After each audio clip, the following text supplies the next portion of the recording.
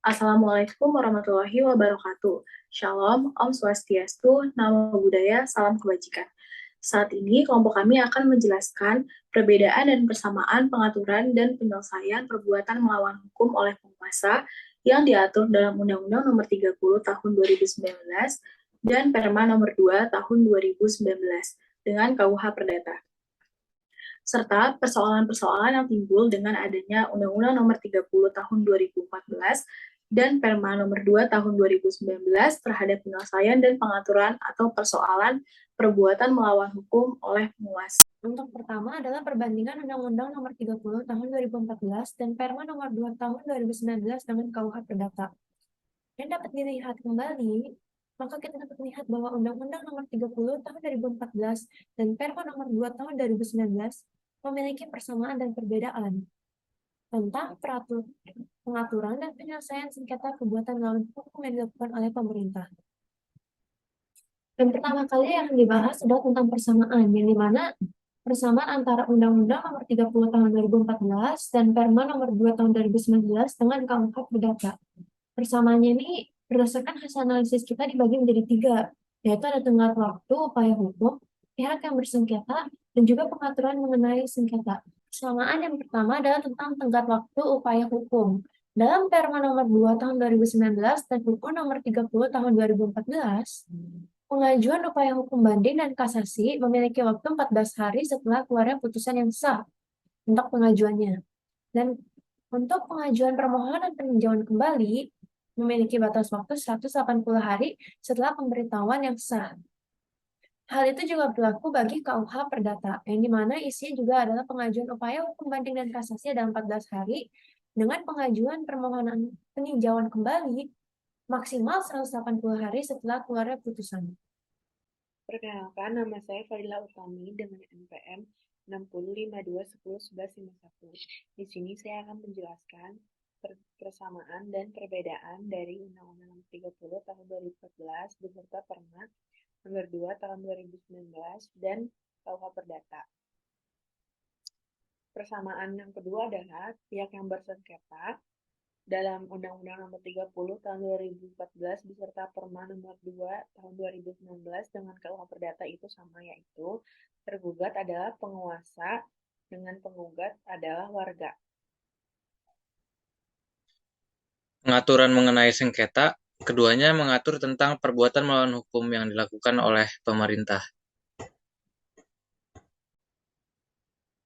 Perbedaan tempat penyelesaian perkara, sumber hukum, dan hasil keputusan.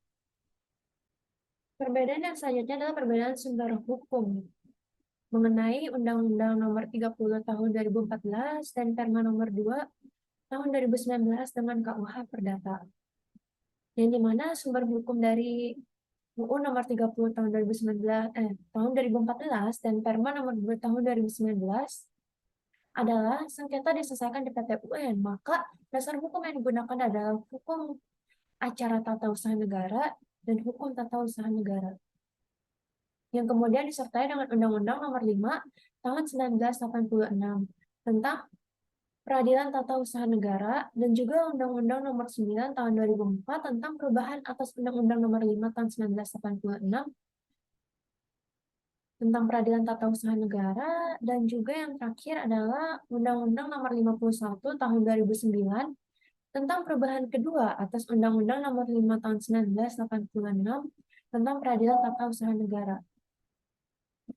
Kemudian bila kita bandingkan dengan KUH Perdata sendiri, di sini dapat dilihat dasar hukum yang digunakan oleh KUH Perdata berdasarkan namanya, yaitu KUH Perdata, yang digunakan adalah pasal 1365. Dikarenakan KUH Perdata tidak mengatur secara spesial mengenai perbuatan melawan hukum yang dilakukan oleh penguasa. Oleh karena itu yang digunakan adalah pasal yang general. Pasal 1365 dengan isi setiap orang yang melakukan perbuatan melanggar hukum diwajibkan untuk mengganti kerugian yang timbul dari kesalahannya tersebut. Kemudian perbedaannya adalah pada tempat penyelesaian perkara, di mana Undang-Undang Nomor 30 Tahun 2014 beserta Perma Nomor 2 Tahun 2019 dialihkan kepada PT UN, sedangkan KUH Perdata diselesaikan di pengadilan negeri. Untuk perbedaan hasil putusan Undang-Undang Nomor 30 Tahun 2014 dan Perma Nomor 2 Tahun 2019, putusannya berbentuk KTUN atau Keputusan Tata Usaha Negara karena pengadilannya di PTUN atau Pengadilan Tata Usaha Negara. Untuk hasil putusan yang menggunakan KUH Perdata berbentuk putusan pengadilan karena pengadilannya di Pengadilan Negeri. Persoalan yang timbul karena adanya Perma Nomor 2 Tahun 2019, yaitu karena adanya Perma Nomor 2 Tahun 2019, Perma menjadi mengesampingkan KUH Perdata buku keempat dan Undang-Undang. Dalam KUH Perdata buku keempat, masa daluarsa adalah 30 tahun, sedangkan dalam Perma hanya dalam hitungan bulan. Sebelum adanya Perma, apabila ingin menggugat pemerintah harus ke PT UN. Sedangkan dalam Perma ada kemungkinan untuk menggugat ke pengadilan negeri, kecuali ditentukan lain dalam Perma. Artinya, Perma dianggap lebih berkuasa dibandingkan undang-undang. Saat ini saya akan menjelaskan salah satu problematika dari keberadaan Undang-Undang Nomor 30 Tahun 2014 tentang administrasi pemerintahan terhadap perbuatan melawan hukum oleh penguasa. Dalam ketentuan Undang-Undang Nomor 30 Tahun 2014 ini, jika salah satu pejabat terbukti melakukan penyalahgunaan wewenang, maka keputusan dari peradilan kemungkinan bisa menjadi dua, yaitu keputusan dari peradilan administrasi dan peradilan pidana. Selain itu, ketentuan dalam pasal 21 UUHP menyebut bahwa pejabat berhak untuk memeriksa sendiri wewenangnya. Kemudian setelah itu, PT UN memeriksa perbuatan yang sudah diperiksa oleh pejabat tersebut. Jika tidak terdapat bukti atau dasar yang membuktikan bahwa penyalahgunaan wewenang oleh pejabat itu tidak ada, maka perbuatan yang sudah diperiksa tadi tidak dapat menjadi dasar untuk memeriksa tindakan penyalahgunaan wewenang khususnya terkait tindak pidana korupsi. Baik, selanjutnya adalah terkait problematika dalam Peraturan Mahkamah Agung Nomor 2 Tahun 2019. Dengan beralihnya pengaturan terkait perbuatan melawan hukum oleh penguasa yang saat ini menjadi ranah peradilan tata usaha negara dan diatur dalam perma tersebut, tentu tidak terlepas dari beberapa permasalahan. Yang pertama adalah terkait tidak jelasnya unsur-unsur perbuatan melawan hukum oleh penguasa. Dalam pasal 1 angka 4, hanya menyebutkan terkait definisinya saja tanpa memperlihatkan unsur-unsur yang jelas.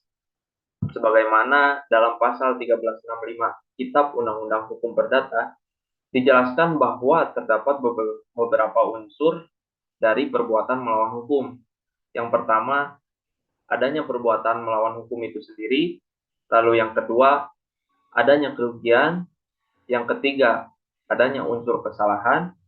Lalu yang keempat, adanya hubungan kausal antara perbuatan melawan hukum tersebut dengan kerugian. Berikutnya, permasalahan yang kedua adalah terkait dengan pasal 3, yang mana menjelaskan terkait beberapa alasan pengajuan gugatan terkait tindakan pemerintah.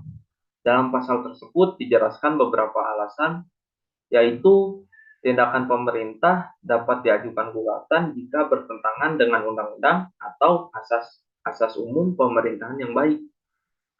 Hal tersebut tentunya mempersempit lingkup dari perbuatan melawan hukum. Sebagaimana telah kita ketahui, setelah adanya Ares Cohen dan Lidenbaum, perbuatan melawan hukum menjadi luas. Tidak hanya perbuatan yang bertentangan dengan undang-undang saja. Perbuatan melawan hukum yaitu perbuatan yang melanggar hak orang lain, bertentangan dengan kewajiban, bertentangan dengan kesusilaan, atau bertentangan dengan kepatutan yang terdapat di dalam masyarakat. Maka dari itu, pasal 3 ini tidak sesuai atau malah mempersempit lingkup dari perbuatan melawan hukum itu sendiri. Sekian penjelasan dari kelompok kami. Terima kasih atas perhatian dan waktunya.